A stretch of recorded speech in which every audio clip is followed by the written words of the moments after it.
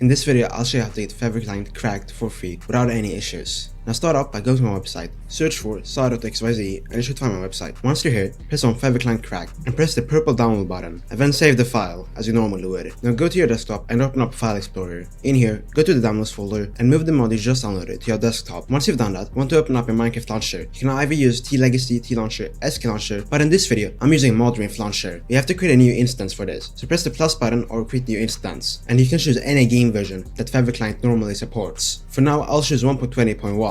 After you create the instance, you want to open up its folder. So this is how you do it on modrinf. Now in the folder, you want to go to mods and drag in the mod you just downloaded from my website. You can now just launch your Minecraft, or you can install the Fabric API to make this setup faster.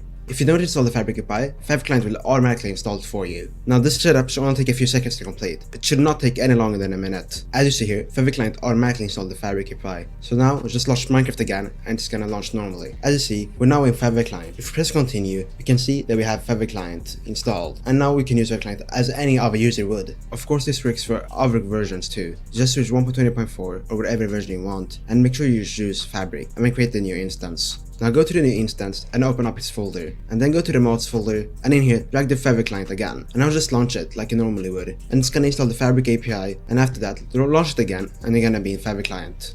Now after the Fabric API is installed, just launch Fabric Client as you normally would, and you're gonna be able to use any version you want.